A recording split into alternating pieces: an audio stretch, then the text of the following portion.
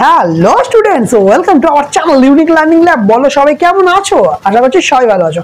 আমি রাজন আছি তোমাদের সঙ্গে। আজকে আমরা জৈব রসায়নের মানে ক্লাস 10-এর জৈব রসায়নের যে চ্যাপ্টার আছে তার পার্ট 3 পড়বো। এই চ্যাপ্টারে আজকে কি পড়বো? আইইউপ্যাকের নামকরণ পড়বো। আর সেই আইইউপ্যাক নামকরণ কাদের? মেনলি সম্পৃক্ত এবং অসম্পৃক্ত হাইড্রোকার্বনের নামকরণ এবং তাদের গঠন এবং সাধারণ নাম। আর অবশ্যই আইইউপ্যাক কিভাবে নামকরণ করা হয় তার নিয়ম কিন্তু অবশ্যই জানবো, নাহলে নিয়ম না জানলে আমরা নামকরণটা করবোই বা কি করে। কিছু বেসিক রুলস আছে। আর হ্যাঁ, সাধারণ নাম আর আইইউপ্যাকের নামের মধ্যে কিন্তু পার্থক্য আছে, যেটা আমরা এই ক্লাসে জানবো। চলো দেরি না করে সরাসরি যাই আমাদের ক্লাসে। তো আজকে আমরা কি পড়বো? আজকে আমরা জৈব রসায়নে যে যৌগগুলো আছে তার নামকরণ পড়বো। তো এই নামকরণের জন্য একটা সংস্থা আছে, ঠিক আছে, যারা এই কিভাবে নামকরণ হবে তার কিছু রুলস বানিয়েছিল, যে রুলসগুলোর উপর ভিত্তি করে আজও সেই নামকরণ চলে আসছে। ঠিক আছে, তো জানতে হবে আমাদের সংস্থাটা কি। সবার প্রথম কথা, সংস্থাটার নাম হচ্ছে আইইউপ্যাক। ঠিক আছে, এই কত সালে হয়েছিল? 1957। এই সালে এই সংস্থাটা এই জৈব যৌগের নামকরণের নিয়মগুলো বার করেছিল। ঠিক আছে, এবার প্রশ্ন হচ্ছে এই আইইউপ্যাকের নাম কি? অ্যাকচুয়াল এর নাম কি? এর নাম হচ্ছে ইন্টারন্যাশনাল ইউনিয়ন, ইউতে হচ্ছে ইউনিয়ন, ইন্টারন্যাশনাল ইউনিয়ন অফ, এটা পিতে হচ্ছে pure and applied chemistry, pure and applied chemistry. এইটা হচ্ছে সংস্থাটা। সাল কত? 1957 খ্রিস্টাব্দে কি করেছিল? যৌগ যৌগের যে সুস্পষ্ট কি নাম হবে সেইটা বলেছিল এই সংস্থাটির মাধ্যমে, এটা বলা হয়েছিল। ঠিক আছে, তো দেখো এই যে নামকরণ শিখবো, এটা কিন্তু তোমাদের সারা জীবন কাজে লাগবে। ঠিক আছে, যেমন ধরো 11-12-এও কাজে লাগবে, এরপরে যখন কলেজে যাবে তখনও কিন্তু, যদি কেমিস্ট্রি নিয়ে পড়াশোনা করো তখনও কিন্তু কাজে লাগবে, কারণ এটা হচ্ছে বেস্ট রুল, এটা সারা জীবন ধরে চলবে। ঠিক আছে, তো নামকরণের জন্য দেখো সবার প্রথম, আগের দিনে আমরা শিখিয়েছিলাম, একটুখানি রিভিশন করে নিই। দেখো কার্বনের প্রথম হচ্ছে কার্বনের নামকরণ আমাকে ঠিকভাবে করতে হবে। ঠিক আছে, তাহলে কার্বনের সংখ্যা যদি একটা হয় কি নাম হবে? দুটো হলে কি নাম হবে? তিনটে হলে কি নাম হবে? চারটে হলে কি নাম হবে? পাঁচটা হলে কি নাম হবে? ছটা হলে কি নাম হবে? সাতটা হলে, আটটা হলে, নটা হলে, 10টা হলে। ঠিক আছে, আগের দিন তো 6 পর্যন্ত শিখেছিলাম, দেখি কার কার মনে আছে। একটা হলে কি? এক হলে হয় মিথ, তাই তো? দুই হলে কি হবে? মনে পড়ছে কারোর? দুই হলে হবে ইথ, মিথ ইথ। তিন হলে প্রোপ। চার হলে কি হয়? চার হলে কি হয় কার মনে আছে দেখি তো? চার হলে কি হবে? বিউট। পাঁচ হলে পেন্ট। ছয় হলে সাত হলেও জানতে হবে, 8 হলেও জানতে হবে, 10 হলেও জানতে হবে, 9 হলেও জানতে হবে, 10 হলেও জানতে হবে। ঠিক আছে, আচ্ছা আমরা যদি ষড়ভুজ বলি তাহলে কি বলি? ষড়ভুজ বললে হেক্সাগন বলি তো, তাহলে 6টা হচ্ছে হেক্স। ঠিক আছে, তাহলে 5এরটা হচ্ছে পেন্ট, 6এরটা হচ্ছে হেক্স, 7এ হচ্ছে হেপ্ট। 7এ কি হবে? হেপ্ট। ঠিক আছে, আর 8টা বাহু হলে তাকে কি বলি? তাকে অক্টাগন বলি। তাহলে এখানে হবে অক্ট। ঠিক আছে, 9 হলে কি হবে? 9 হলে হয় হচ্ছে নুন। আর 10 হলে কি হয়? 10 হলে হয় ডেক। মনে থাকবে, এইটা কিন্তু আমার মুখস্থ থাকা খুব দরকার। এই নামকরণের জন্য এই কথাগুলো কিন্তু সুস্পষ্ট বলে দিচ্ছে। আরো হয় তোমাদের 10 পর্যন্ত খুব বেশি হলে আসবে, কিন্তু 6 পর্যন্ত করলেই মোটামুটি হয়ে যাবে। ঠিক আছে, তাহলে 1 হলে কি? মিথ। 2 ইথ। 3 প্রোপ। 4 বিউট। 5 পেন্ট। 6 হেক্স। 7 হেপ। 8 অক্ট। 9 হচ্ছে নোন। আর 10 হচ্ছে ডেক। এটা হচ্ছে আমাদের প্রথম রুলস, বলেছে যে কার্বনের সংখ্যাকে নির্দিষ্ট করতে হবে, নির্দিষ্ট করে আমাদের জানতে হবে। ঠিক আছে, এবার বলছে যে জৈব যৌগতে কার্যকরী মূলক থাকবে সেটাতে মানে সেটাতে জৈব যৌগের আগে নাম দিতে হবে বা পরে দিতে হবে। ঠিক আছে, এটা তো গেল 2 নম্বর। কি না কার্যকারী মূলকের উপস্থিতি, তাই তো? কার্যকরী যে মূলক আছে মূলকের উপস্থিতি। ঠিক আছে, এটা গেল আমার 2 নম্বর রুলস। মানে যেখানে কার্যকরী মূলকগুলো হতে পারে তার পরে নাম, হতে পারে তার আগে নাম। যেমন প্রোপানল, অল পরে আসছে, OH মূলক আসছে, এক্সাম্পলে একদম ক্লিয়ার হয়ে যাবে। ঠিক আছে, 3 নম্বরটা কি বলছে? ধরো এই প্রোপানলের যেটা দিলাম, ঠিক আছে, দেখো 3 নম্বরটা কি বলছে? বলছে ধরো কোনো কার্যকরী মূলকের নাম দেব, ঠিক আছে, সেখানে শেষে যদি ই থাকে, শেষে কি থাকে? যদি ই থাকে তাহলে ইটা সরে যাবে, সরিয়ে মূলকের নামটা শেষে বসে যাবে, মূলকের নামটা কিন্তু শেষে বসে যাবে। একটা এক্সাম্পল প্রোপানল, একটু আগে এক্সাম্পল বললাম প্রোপানল, এটা দিয়ে এক্সাম্পল দেব। যেমন ধরো হচ্ছে আমি বললাম প্রোপেন, PROPANE, কি হচ্ছে? প্রোপেন।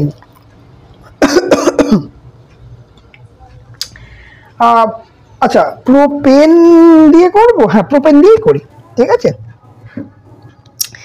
এটা এখানে আমি এই প্রোপেনে আমি কি অ্যাড করব? প্রোপেনে আমি OH মূলকটা অ্যাড করব। কি মূলক অ্যাড করব? OH মূলক অ্যাড করব।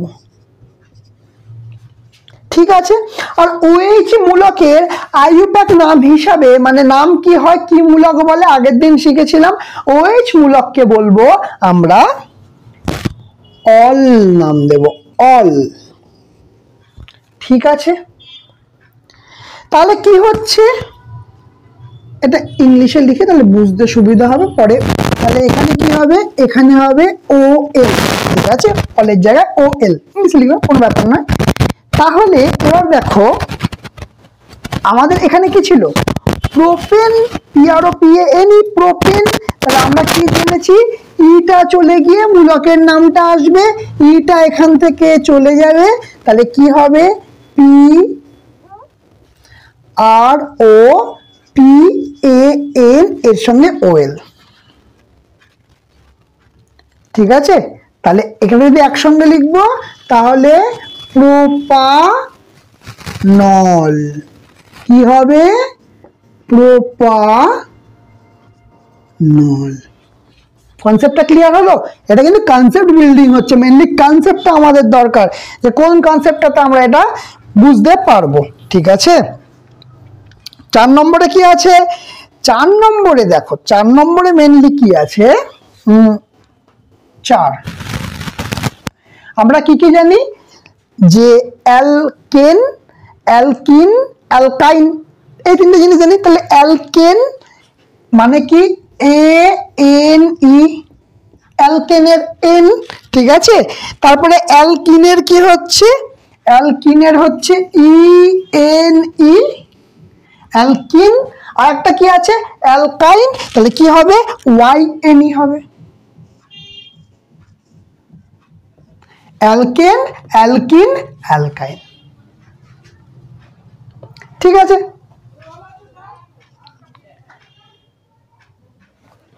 এই যে এন শব্দটি, এই যে ANE, এই শব্দটা আর এই দুটো শব্দ, তাহলে এই দুটো, এইটা কি হচ্ছে? এন মানে অ্যালকেন। কি নাম? অ্যালকেন। তার এটা অ্যালকিন আর অ্যালকাইন। অ্যালকেন মানে কি? সিঙ্গেল বন্ড, ইন মানে ডবল বন্ড, এটা মানে হচ্ছে ট্রিপল বন্ড। তাহলে বলছে মানে দ্বিবন্ধন, ত্রিবন্ধন, সিঙ্গেল বন্ড মানে এক বন্ধন। ধরো আমি বললাম যে অ্যাকচুয়ালি কি হয়? বলছে এই নামের বদলে এই নামগুলো দিয়ে প্রতিস্থাপিত হয়। মানে এরা বলছে যদি কোনো সম্পৃক্ত হয়, কেউ যদি সম্পৃক্ত হয়, ঠিক আছে, সম্পৃক্ত যদি কোনো কার্বন শৃঙ্খলা হয় তাহলে যদি সেটা অসম্পৃক্ত হয় তাহলে নামটা কিন্তু পরিবর্তন এন এর জায়গায় ইন মানে ইন আইন এইগুলো যুক্ত হয়ে যাবে। একটা এক্সাম্পল দিই তাহলে বুঝতে পারবে। ধরো তিনটে কার্বন শৃঙ্খলা, তিনটি কার্বন দিয়ে শৃঙ্খলা হয়েছে, ঠিক আছে, শৃঙ্খলা হয়েছে। আগের দিন কি শিখেছিলাম, যদি সিঙ্গেল বন্ড থাকে, এক বন্ধন থাকে, যদি সম্পৃক্ত হয় তাহলে কি নাম হবে? তাহলে নাম হবে প্রোপেন। প্রোপেন, ঠিক আছে। কিন্তু যদি অসম্পৃক্ত হয়ে দ্বিবন্ধন বা ত্রিবন্ধন হয়ে যায় তাহলে কি হবে? অ্যালকেন বলে প্রোপেন। অ্যালকিন, অ্যালকিন হলে নাম হয়ে যাবে প্রোপিন। বোঝা গেল? অ্যালকাইন হলে কি নাম হয়ে যাবে? প্রোপাইন। Propyne, clear?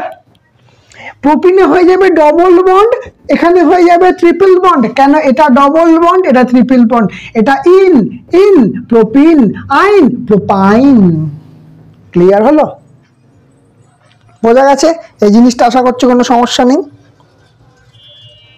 ঠিক আছে। এবারে আমরা শিখবো অ্যালকেনের যে নামকরণগুলো হয় সেই জিনিসটা শিখবো, ঠিক আছে। কি করব?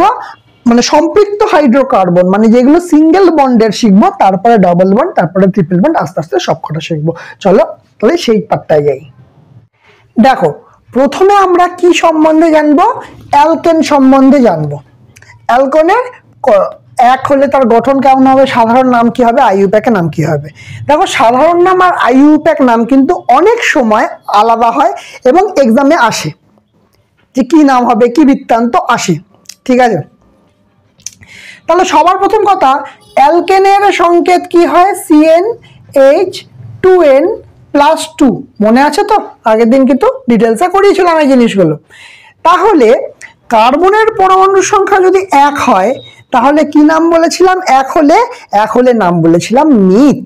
কি বলেছিলাম? মিথ। তাহলে তার গঠন কেমন হবে? তাহলে গঠন কেমন লিখবো আমরা? একটা আছে, সি এর 4টে হাত, তার মানে তাকে CH4। যদি বলে গঠন কেমন হবে, গঠন হবে এইরকম,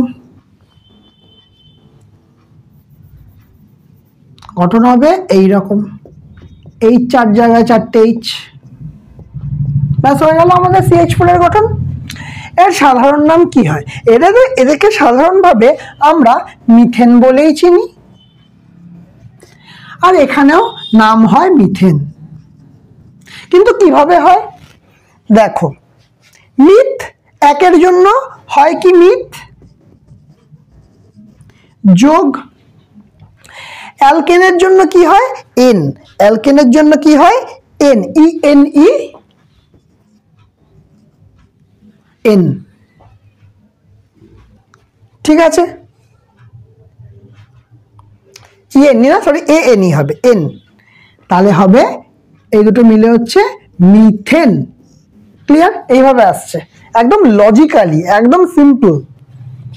আচ্ছা, দুটো থাকলে কি হবে? তার নাম দিয়ে দেব আমরা ইথ, এটা আমরা জানি। তাহলে সংকেত পরে আসবো, ইথ। তাহলে সাধারণ নাম কি বলবো একে? ইথেন। তার মানে এখানে কি হচ্ছে? ইথ যোগ এন, তাহলে হয়ে যাচ্ছে ইথেন। আইইউপ্যাক নাম ইথেন। কিভাবে তৈরি হবে? দেখো, ইথ তার মানে দুটো কার্বন আছে, দুটো কার্বন পরস্পর বন্ড করেছে, আর এখানে কটা হাত আছে? 3টে হাত আছে। তাহলে H H H H H H, 3 3 6টা। এখান থেকেও পাবো। সি এর ভ্যালু ইথের জন্য কটা? 2। এইচ এর ভ্যালু কি? 2n, মানে 2 গুণে 4 যোগ 2, তার মানে এইচ কটা? 6। এখান থেকেও পাবো। যেমন তোমাকে ফরমেশন বলবে তুমি তেমন ভাবে করে দেবে, কোনো সমস্যা নেই। এবার যদি প্রোপ হয়, এবার যদি 3টে হয় তাহলে কি নাম দেব? তার নাম হবে প্রোপ। এখানে কি নাম হবে? প্রোপেন। কি নাম হবে? প্রোপেন। এখানে কি নাম হবে? এখানেও প্রোপ। প্রোপ। অ্যালকেনের জন্য এন, তার মানে প্রোপেন, এখানেও তাই নাম হবে প্রোপ যুক্ত এন, তার মানে প্রোপেন। বোঝা গেল জিনিসটা? সংকেত কি হবে? সি তিনটে আছে, তাহলে এই যে কত হবে, 3 দুগুণে 6 আর 2 8, তাহলে H8। এবারে যদি তোমাকে বলে ড্র করতে হবে, কিচ্ছু ব্যাপার না, 3টে সি বন্ড থাকবে, এখানে সবার 4টে করে হাত, দেখো সবার 4টে করে হাত, সবার 4টে করে হাত, সবার 4টে করে হাত, তাহলে কটা এইচ বসবে এই ফাঁকাগুলোতে? সবাই এইচ বসবে 1 2 3 4 5 6 7 8, হয়ে গেল আমাদের। বলে দিতে পারবে? তাহলে অ্যালকেনের এতে কিন্তু আমার কোনো সমস্যা হলো না, ঠিক আছে? এটা গেল হচ্ছে সম্পৃক্ত। অ্যালকেন মানে কি? সম্পৃক্ত। সিঙ্গেল বন্ড মানে সম্পৃক্ত। যখনই ডবল বন্ড আসবে বা ট্রিপল বন্ড আসবে তখন কি বলেছিলাম? তখন হয় অসম্পৃক্ত। তাহলে অসম্পৃক্ত এবার দেখব, চলো দেখো। এবার যেটা শিখবো সেটা আমরা অ্যালকেন হয়ে গেছে, তাহলে এবার দ্বিবন্ধন অ্যালকিন সম্বন্ধে শিখব, ঠিক আছে? ডাবল বন্ড মানে যেখানে ইন আছে, তাই তো? তাহলে কি আসবে? অ্যালকিন। এর সংকেত কি হয়? CnH2n। ব্যাস, থাকবে ডবল বন্ড, ভালো করে মনে রাখবে, থাকবে এখানে ডবল বন্ড। তাহলে দীর্ঘতম শৃঙ্খলে সি এর পরমাণু সংখ্যা কত? দেখো একটা তো হবে না, কারণ দুটো সি মিনিমাম লাগবে ডবল বন্ড বা ট্রিপল বন্ড করতে। তাহলে অ্যাকচুয়ালি 2 থেকে মানে ইথ থেকে শুরু হবে, গঠনের পরে আসছি। তাহলে ইথ আর এখানে ইন, তাহলে কি নাম হয়? দেখো এইখানটাই বলছিলাম, ইথ আর যোগ ইন নাম হবে ইথিন, না কি? এই 2 এর জন্য ইথ আর অ্যালকিনের জন্য ইন, তাই জন্য নাম হয় ইথিন, কিন্তু এর সাধারণ নাম হয় ইথিলিন। আমরা সাধারণ নামেই বেশি চিনি, এই জন্য দুটো জায়গাতেই লেখালাম যে আমাদের দুটোই জানতে হবে, ইথিলিনও জানতে হবে, ইথিনও জানতে হবে। পরীক্ষা হলে কি দেওয়া যায় বলা যায় না, তবে ম্যাক্সিমাম কোশ্চেন ইথিলিন বলে আসে। এইবারে বিষয় হচ্ছে এর সংকেত কি হবে? ইথ মানে 2, তাহলে সি এর ভ্যালু হচ্ছে 2 আর এইচ এর ভ্যালু হচ্ছে 2 দুগুণে 4। এবার তোমাকে দুম করে বলে দিল এর সংকেত তো দেখাও দেখি, দেখিয়ে দেবো। দুটো সি আছে, দুম দুম করে একটা বন্ড হয়ে যাবে, কারণ অ্যালকিন তাই জন্য ডবল বন্ড হবে, অ্যালকাইন হলে ট্রিপল হয়ে যেত। অ্যালকিন তার জন্য আমার এখানে হাত ফাঁকা কটা আছে? দুটো হাত ফাঁকা আছে, H H H H C2H4, এই হচ্ছে তোর সংকেত। খাটবো কেন? আমার তো এমনি বেরিয়ে যাচ্ছে। 3 নম্বরে মানে 3টে যদি কার্বন থাকে তাহলে তার নাম হবে প্রোপ। তাহলে প্রোপ আর ইন, এই এখানে ইন থেকে ইন আসবে, তাহলে কি আসছে? এর নাম প্রোপিন হওয়া উচিত ছিল।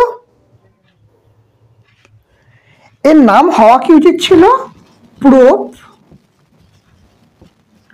যোগ ইন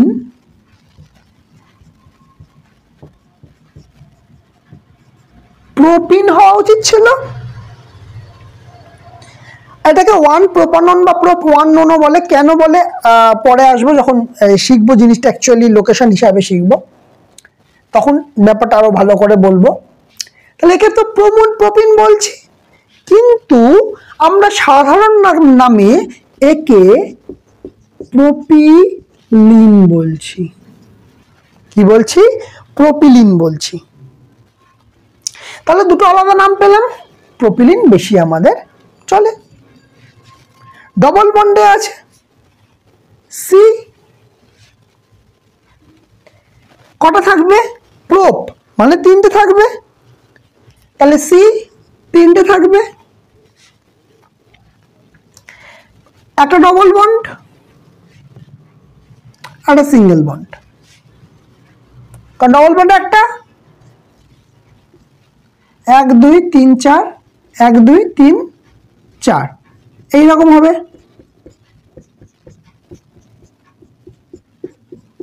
এটা তো সংকেত ফরমেশন। তাহলে এটাকে যদি নাম কি হবে?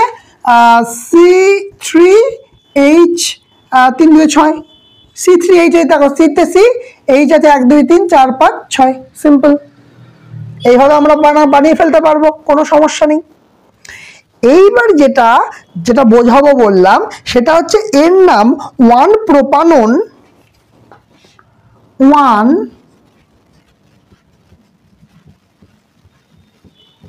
প্রোপানন, বা এখান থেকে বলবো প্রোপ 1, আর ওখানে হচ্ছে ওন ইন, প্রোপিন আছে তাই তো, তাহলে ইন হয়ে যাবে প্রোপিন 1, নোন হবে না, সরি 1 প্রোপিন হবে, প্রোপিন, বা প্রোপ 1 ইন। কেন বলি প্রোপিন 1 প্রোপিন বা প্রোপ 1 ইন, এটাকে কেন বলা হয়? এর কারণ আছে। দেখো অ্যাকচুয়ালি কি হয়, আমরা যখন নামকরণ করি তখন একটা নাম্বারিং ধরা হয়, একটা নাম্বারিং করতে হয়। কি বললাম আবার দেখো, একটা নাম্বারিং করতে হয়। এখানে দেখো, আর নাম্বারিং হবে আমাদের সবচেয়ে, কোনো ছবিতে সবচেয়ে লম্বা যে কার্বন চেন হবে, সবচেয়ে লম্বা যে কার্বন চেন হবে তার সাপেক্ষে নাম হবে। ক্লিয়ার? এটা মনে রাখবে। আবারও বলছি, সবচেয়ে লম্বা যে কার্বন চেন হবে তার সাপেক্ষে নাম হবে। ঠিক, এখানে সবচেয়ে লম্বা কার্বন চেন কোথায় পাচ্ছি? এখানে পেলাম। ঠিক আছে, কার্বন চেনের প্রথমে আমরা ধরে পেয়ে গেলাম এই হচ্ছে আমাদের কার্বন চেন। এইবারে এর নামকরণ করতে হবে। এবার নামকরণের রুলস আছে। নামকরণের কি রুলস আছে? আমাকে দেখতে হবে কোন দিক থেকে কাউন্ট করলে কার্বনটা নিয়ারেস্ট হবে। কথাটার মানে কি, আমি কাউন্ট করলাম, এই কার্বনটাকে 1 ধরলাম, এই কার্বনটাকে 2 ধরলাম, এই কার্বনটাকে 3 ধরলাম। আর একটা ধরো, এখান থেকে কাউন্ট করলাম, এখানে এইটাকে 1 ধরলাম, এইটাকে 2 ধরলাম, এটাকে 3 ধরলাম। এবারে বলো এই ডবল বন্ডটা, আবারও বলছি, এই যে ডবল বন্ডটা কার কাছে পড়ছে? এখান থেকে কাউন্ট করলে এখানে 2 3, এখান থেকে কাউন্ট করলে এখানে 1 2, তাহলে যদি সবচেয়ে কম কোথায় হচ্ছে? এইখানে হচ্ছে, তার মানে এই ভ্যালুয়েশনটা পাবো। তাহলে এর কাউন্টিং করতে হবে আমাকে এখান থেকে, তাহলে নামকরণটা ঠিক হবে। এই জন্য দেখো কেমন লিখতে হয়, 1 প্রোপিন বা প্রোপ 1 ইন, দুটোই কিন্তু ঠিক। 1 প্রোপিন বা প্রোপ 1 ইন দুটোই ঠিক। কেন ঠিক আরেকবার দেখাচ্ছি। দেখো জিনিসটাকে যদি আমরা একটু সহজভাবে লিখি তাহলে তো আমাদের বুঝতে আরো সুবিধা হবে। CH2, এখান থেকে CH, এই তো, এরকম তো, এরকম লিখলে আরো তোমাদের জটিলতাটা কম মনে হবে। আচ্ছা, সি একটা দুটো, আচ্ছা এখানে তো 3টে আছে, সরি এখানে 3টে হবে। CH3, CH, ঠিক আছে, 1 2 3 4, এইচ শুধু দুটো আছে। হ্যাঁ, এই হচ্ছে সংকেতটা হবে। এবার আমরা কাউন্টিং করব 1 2 3 এইভাবে। কেন? যে কারণটা বললাম, যে ডবল বন্ড কার কাছে থাকবে, সবচেয়ে কম নাম যেখানে থাকবে সেখানে থাকবে, সেখানটায় নাম করব। ঠিক আছে, আচ্ছা এবার কি হচ্ছে এটা ভালো করে দেখবে। এই জায়গাটা এখানে ডবল বন্ড আছে, তাই জন্য কত নম্বর পজিশনে আছে? 1 নম্বর পজিশনে আছে, তাহলে নাম দেব 1। আর এর নাম কি হচ্ছে? প্রোপিন। এইবারে 1 প্রোপিনটা কেন বলছি? এই কারণের জন্য বলছি, তাহলে আমাদের বুঝতে সুবিধা হবে ডবল বন্ডের লোকেশন কোথায়, সেই কারণের জন্য। বা এটাকে এরকমও বলা যায়, প্রোপ, প্রথমে ওই 2 3টে কার্বন আছে বলে প্রোপ, লোকেশন কোথায় ডবল বন্ডের 1 সেটা দেব, আর লাস্টে ইন দেব, যেটাতে বুঝতে পারবো এটা হচ্ছে অ্যালকিন।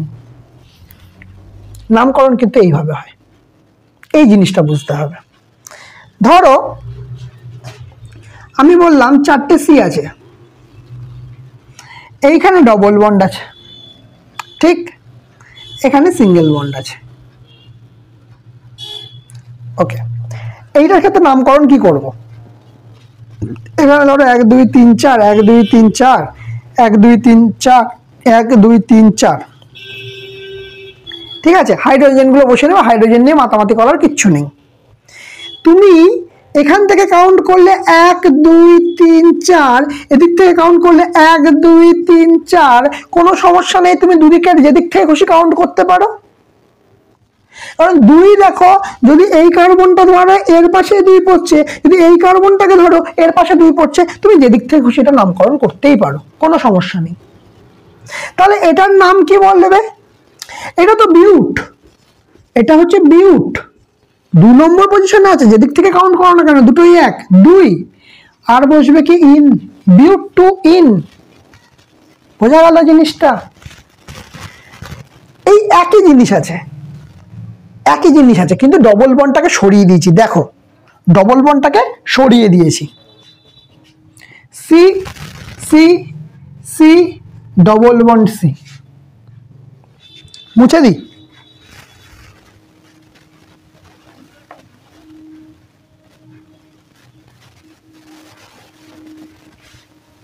ডবল বন্ড সি, নিয়ম সেম, 1 2 3 4।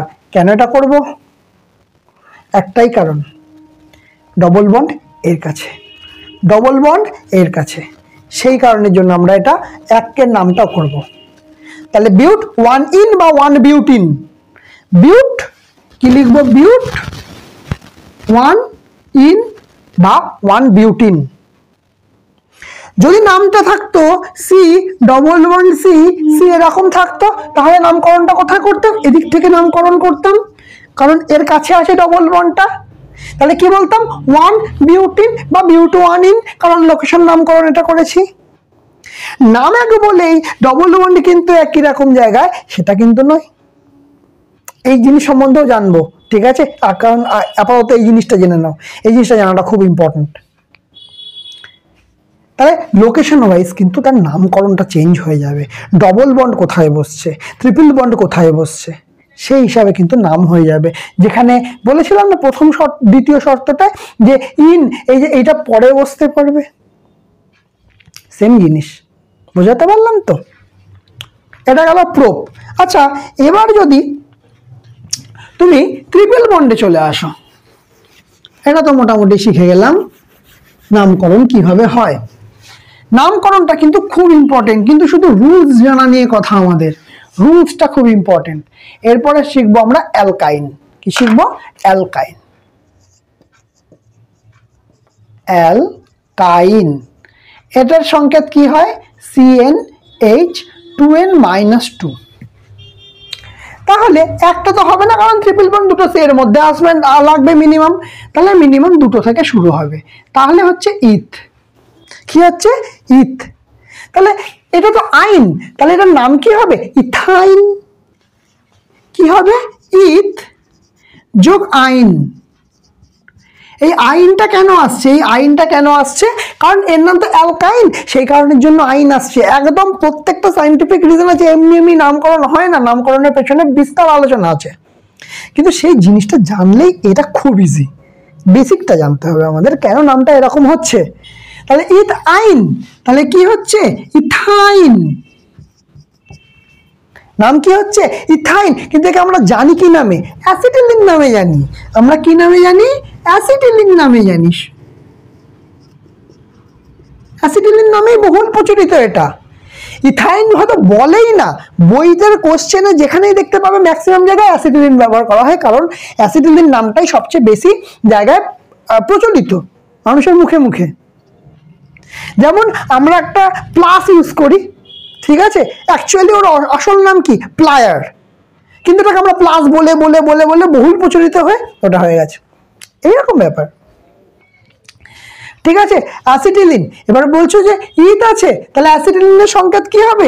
দুটো কার্বনের মধ্যে কত বন্ড থাকবে? ট্রিপল বন্ড থাকবে, আর থাকবে একটা করে এইচ, এই তো আমাদের সংকেত। তাহলে এটাকে আমরা কিভাবে লিখবো? এইভাবে লিখে দেবো, কোনো সমস্যা নেই। আর যদি বেশি ভেঙে দেখাতে বলে, কোনো সমস্যা নেই, আর কিছুই তো নেই।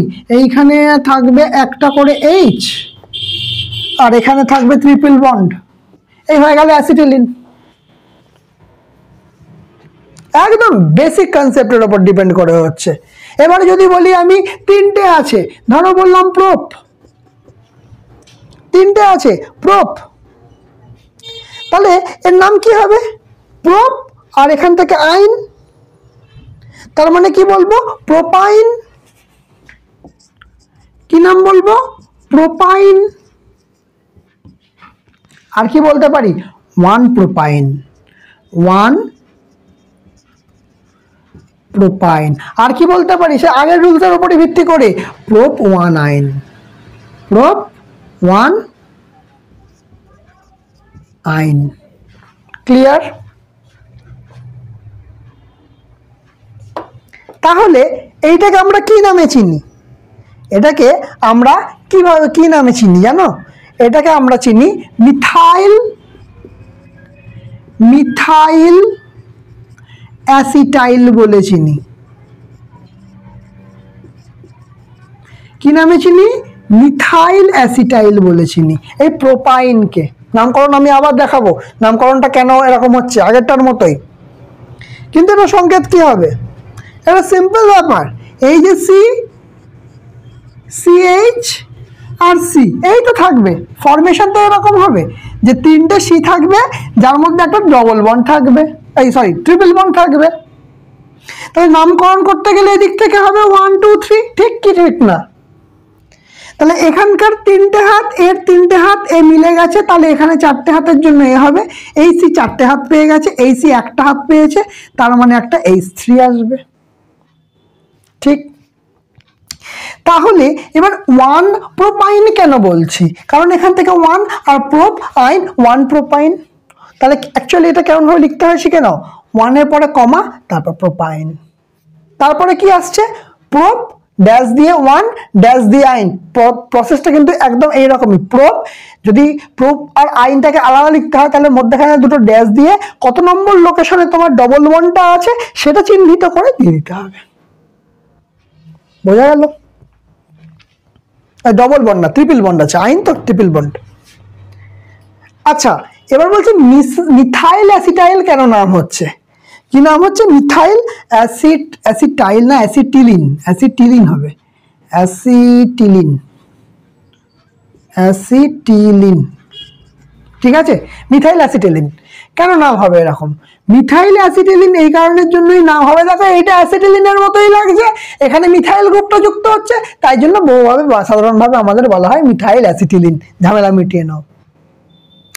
এইবার তোমাকে একটা এক্সাম্পল দিচ্ছি, দেখো তোমরাই নামটা বলতে পারবে। আমি বললাম 1টা 2টো 3টে 4টে 5টা আছে, ট্রিপল বন্ড আছে এখানে, তাহলে এখানে যা বন্ড আছে আমি H নিয়ে ভাবছিই না, কারণ H আমার জাস্ট সিম্পলি এটা ফরমেশনের জন্য লাগবে, কিন্তু আমার নাম কিন্তু এখান থেকেই হবে। এবার বলো এটার নাম কি হবে? সবার প্রথম আমরা কি দেখব? 5খানা কার্বন আছে, আর 5খানা কার্বন থাকলে কি হয়, কি নাম হয়? 5খানা কার্বন থাকলে 5এর নামের হয় পেন্ট। কি হবে? 5এর নামের জন্য হবে পেন্ট। এবার নাম্বারিং করতে হবে, দেখো 1 2 3 4 5, এদিক থেকে 1 2 3 4 5, কোন নামকরণটা আমাদের ডবল বন্ডে কাছে আসছে? ডবল বন্ডে কাছে আসছে 3, এখানে আসছে 2, তার মানে সবচেয়ে কাছেরটা ধরবো। তাহলে আমরা ধরবো কোনটা? আমরা ধরবো কিন্তু এই দিক থেকে নামকরণটা। তাহলে এটা আছে 2তে আছে, তাহলে কি লিখবো? 5 নম্বর বলে পেন্ট। পেন্ট হলো, ঠিক আছে, পেন্ট। আচ্ছা, তাহলে আর এটা কি 3টে বন্ড আছে, তাহলে মানে আইন, তার মানে পেন্ট, এখানে আইন লিখবো। এবার জায়গা হচ্ছে তোমার কত নম্বর লোকেশনে আছে? 2 নম্বর লোকেশনে আছে, তাহলে পেন্ট 2 আইন লিখবো। তাহলে পেন্ট ধরতে 9টা আসবে, তাহলে পেন্ট 2 আইন এর নামটা হয়ে গেল পেন্ট 2 আইন। কোনো সমস্যা আছে এটা তো বুঝতে? আর একটা ছবি দেখাচ্ছি, ট্রিপল বন্ড, ঠিক আছে? এটার নামকরণ বলো কোন দিক থেকে হবে? দেখে নি, 1 2 3 4 5, 1 2 3 4 5, কিন্তু এক্ষেত্রে এদিক থেকে নামকরণ হবে, কারণ কি? এর বন্ডটা এখানে কাছে পাচ্ছি, এর বন্ডটা এখানে কাছে পাচ্ছি, সেই জন্য এই দিক থেকে নামকরণ হবে। এর নামকরণ কি হবে?